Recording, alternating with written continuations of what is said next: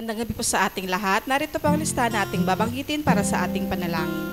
Pastor Estela Jeronimo, Pastor Ted Ribo and Family, Pastor Nael Tongco and Family, Pastor Jerry Dalagit, Pastor Ronnie and Sister Leonie, Reynosa Family, Pastor June Jeronimo and Family, Pastor Samuel Montiagodo, Nana Nemen, Sister Neneng, Sister Blancy, Baby Muding Mijares and Family, Sister Judith, Brother Chris and Brother NC, Sister Jenaline Katrina Concep and Kyle Valiente, Marinas Family, Sister Christina and Sister Jessica Yamsuan, Sister Edna and Sister Abigail Marquez, Boatis Bartolome Family, Nana Yole and Family, Pastor Larry and Sister Glenda Pontillas, Carizo Family, Brother Ronald Benaventura and Family, Sister Raquel Benaventura, Brother Jojo, Sister Marivic and Sister Neche Jiran, Sister Trisha, Trixie and Tristan Larisma, Sister Isang Constantino, Cabales Family, Sister Marlene Macmac, Brother Rod, Sister Ana and Sister Praise de los Santos,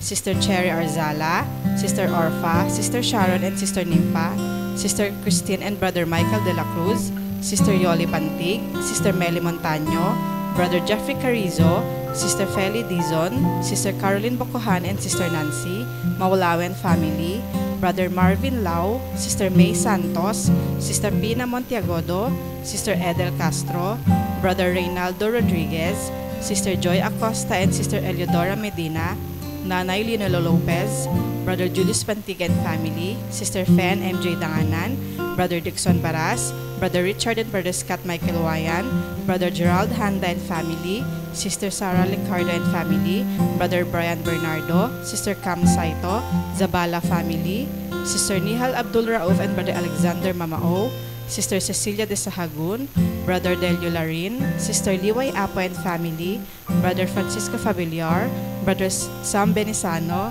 Sister Baby Orsabi and Sister Belen, Brother Jerry Lazaro and Family, Sister Zea Callejo, Brother Vic Gutierrez and Family, Brother Francisco Senon, Baby Gavin Manzulim, Sister Lani Ramos, Sister Janet Abuel, Sister Hilary Ann Abuel, Baby Julian Chris Alfante, Sister Crescencia Ramos Rico, Nanay Gloria, Pastor Hener Ado, Brother Richard Elima, Brother Michael Tailo, Brother Ishmael and Brother Joaquin Ong, Baby Penelope Jane Leoncio, Brother Juanito Ramos, Sister Joanne May Ragusante, Brother Paul Anthony Gutierrez and Family, Sister Filomena Tugade, Sister Madeline Napalang, Sister Maribeth Balahadia, Brother Leo Garcia, Sister Jennifer Lat, Brother Jonathan Binuya, Sister Susan Lopez, Attorney Carlos Borja Jr., Sister Aida Cruz de Leon, Brother Reynaldo Moreno and Family, Sister Jean Baby China and Baby China Antolin,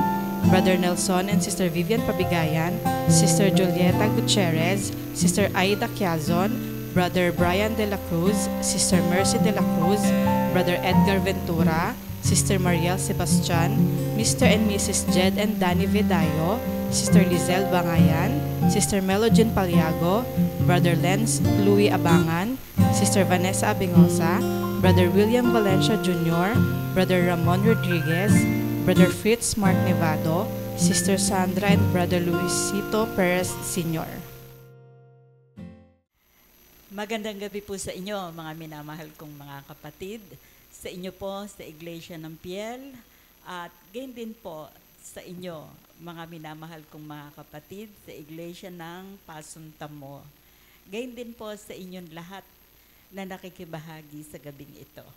Kaya magandang gabi po sa inyong lahat. Ngayon pong gabi, bago po tayo magpatuloy sa ating panalanginan, nais ko pong magbahagi sa inyo ng salita ng Panginoon. Ang kanyang salita na mayroong pangako. Ito po ay mababasa natin sa Isaias 26 sa verse 3. Ganito po ang sinasabi. Iyong iingatan siya sa lubos na kapayapaan na ang pag-iisip ay sumasa iyo sapagkat siya ay tumitiwala sa iyo. Kaya nga po, ang paksa natin ngayon ay ang lubos na kapayapaan. Paano nga pa tayo magkakaroon ng lubos na kapayapaan sa panahong ito? Panahon na maraming pagsubok. Panahon na nakakaranas tayo ng mga kalungkutan. Panahon na sa panahon natin ngayon ay talagang ang kahirapan ay padami ng parami.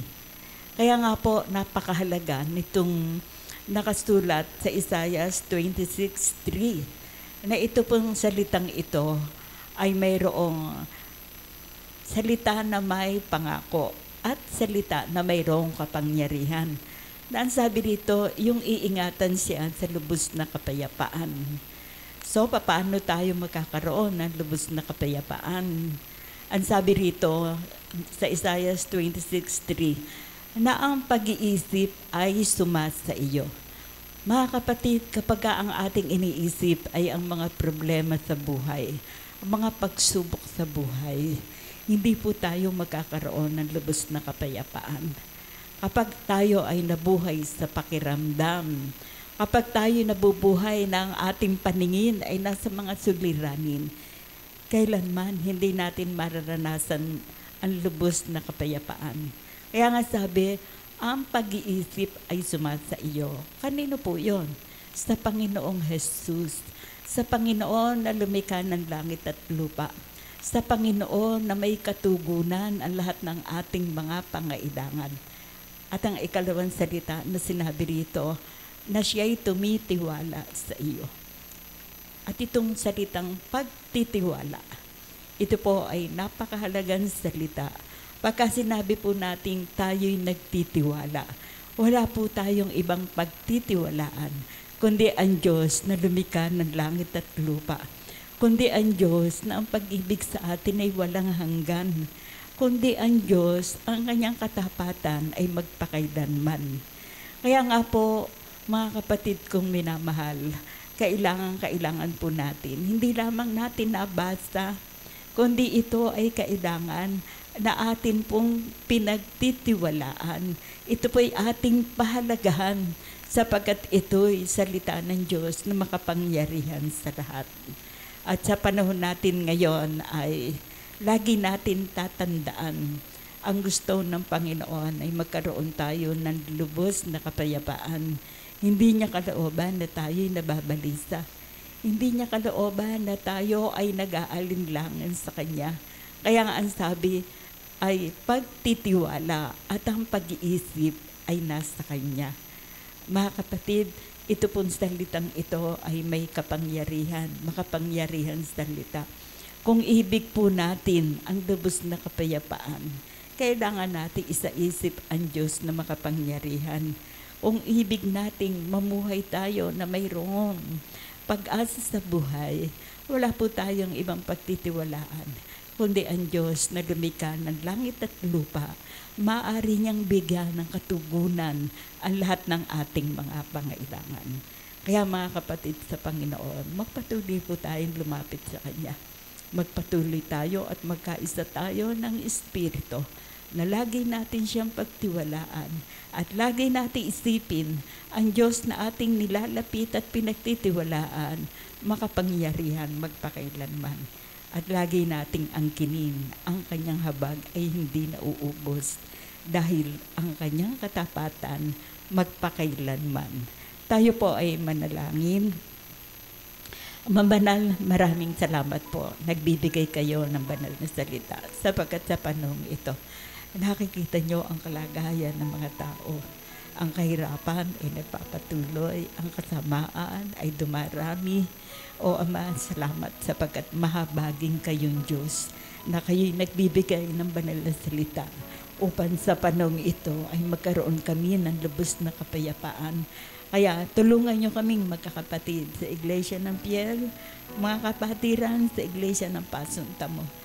Magkaisa kami na isa-isip namin mayroon sa isang Diyos makapangyarihan magpakailanman. Isa-isip namin ang iyong katapatan. Isa-isip namin ang inyong kapangyarihan. At sabi niyo, Panginoon, ang mga tumitiwala sa inyo, ibibigay niyo ng lubos na kapayapaan. Ang pangailangan ng mga kapatiran, abutin niyo po, lalo na ang may mga karamdaman, idagdag niyo sa kanila ang pananampalataya na kayo ay Diyos na laging may kapangyarihan nagpapagaling, may kapangyarihang nagpapatawad na lahat ng aming kasamaan. Kaya Ama, pagpalain niyo kaming magkakapatid at kami po'y nagkakaisa sa panahong ito. Natulungan niyo kaming masentro ang isipan namin sa iyo na kami, Panginoon, ay inyong mga anak na ipinagmamalasakit sa kahirapan ay abutin nyo ang bawat isa. Sa panghihina ay bigyan nyo ng kalakasan. Sa may mga karamdaman, magdala kayo sa kanila ng kagalingan at kagamutan. At umaasa nga po ako, Panginoon, sa pamagitan ng inyong salita na may kapangyarihan, tutulungan nyo kaming magkaisa ng Espiritu sa pagtitiwala sa inyo. Magkaisa kami ng Espiritu na kami maging mapanalanginin sapagkat ang aming pag-asa ay nasa inyo. Pag-asa sa kahirapan, pag-asa sa mga karamdaman, pag-asa sa mabibigat na pagsubok sa buhay. Panginoon, umaasa nga po kami, ang iyong pagpapala ay inyong igagawad sa amin sa pangailangang espiritual, material, financial, lalong-lalo na sa pangailangan ng inyong mga anak na nangangailangan ng kagamutan. Panginoon, maraming pong salamat. Umaasa nga po ako na ang salitang ito ay may bisa at kapangyarihan upang makita nyo kaming magkakapatid, nagkakaisa kaming tumitiwala sa inyo, nagkakaisa kaming umaasa sa inyo, sapagkat ang inyong pag-ibig sa amin ay walang hanggan. Ang inyong kapangyarihan ay walang hanggan at ang inyong katapatan walang hanggan. Maraming pong salamat sa pangalan ni Jesus. Amen.